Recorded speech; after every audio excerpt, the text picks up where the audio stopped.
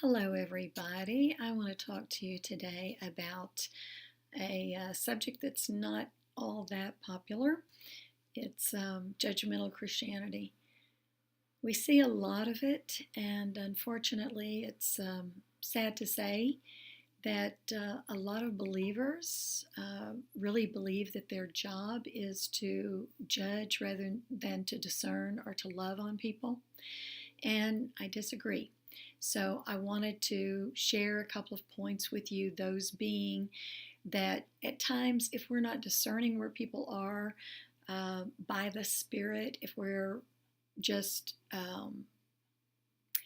assuming we know where they are in their lives, a lot of times we can be really preaching to the choir. People who maybe already know um, God and have a relationship with Him, but because they don't live like we do, we don't believe that they're connected.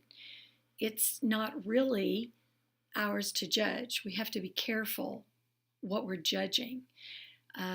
We also make a lot of assumptions about what people have experienced, and that is really easy to do when you look at people. You can judge them based upon what they say, how they sound. Maybe their semantics are different than yours. Maybe they use a different language about God. Maybe they call Him something else. Maybe they don't talk about the same things you do. They don't use the same colloquialisms, and you judge them based upon that. It's not a very effective way to approach people or to speak to people about the love of God, and that's what we need to be sharing. The other thing is, I think sometimes believers believe that it's their job um, to harvest everything, to harvest all the fruit. And the Word talks about some sowing the seed, planting the seed, some watering, some fertilizing, and then someone comes along and they get to harvest the fruit of all of the different levels of what God has done to speak into and to prepare people's hearts. And I think we have to be very careful of that as well.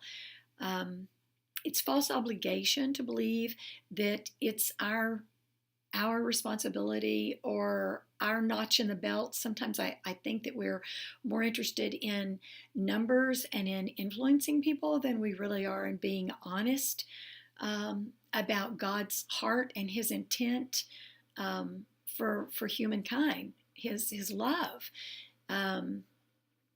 There are alternatives. Jesus, when He met the woman at the well, He was, yes, very honest with her. He read her mail. He knew where she was, but He discerned her condition. He didn't judge her and preach to her and fill her full of shame and remorse. What He did was He loved her and accepted her exactly where she was.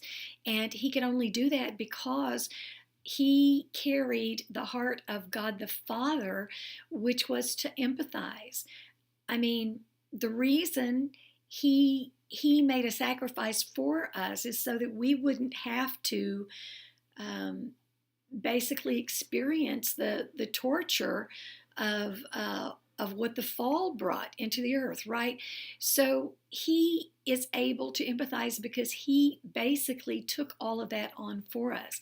So He discerned where people were, and then He empathized with them, and He never preached to anyone or shook a finger in their face telling them their lives and about their sins and about their horrors and with any sort of agenda. He always offered love and acceptance. He went where they were. He met them where they were, and He discerned them so that He could empathize and be there, meet them where they were in whatever condition they were actually in.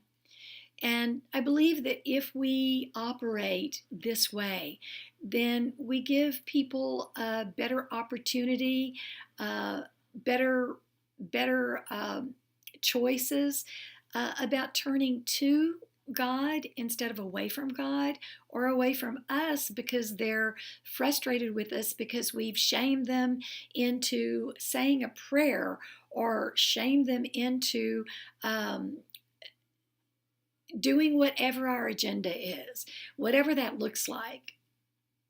You know, the word talks about salvation and being led into freedom really being about a heart attitude, a change in your heart and your motive.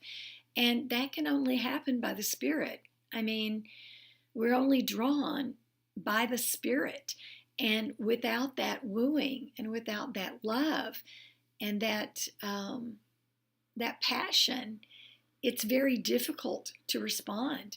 I know people who are so busy in the middle of their agenda and their what they've been taught about evangelism that they preach to me. They've preached to me many times, and I have a relationship with God. They've never asked if I had a relationship with God, but they know I do. So sometimes we get very passionate or very wound up about our call, what we feel our call is. But if we're not operating by the Spirit of God and approaching people with His intent and with His love, then I just think that a lot of what we do falls on deaf ears. We're just wasting our breath and wasting our words.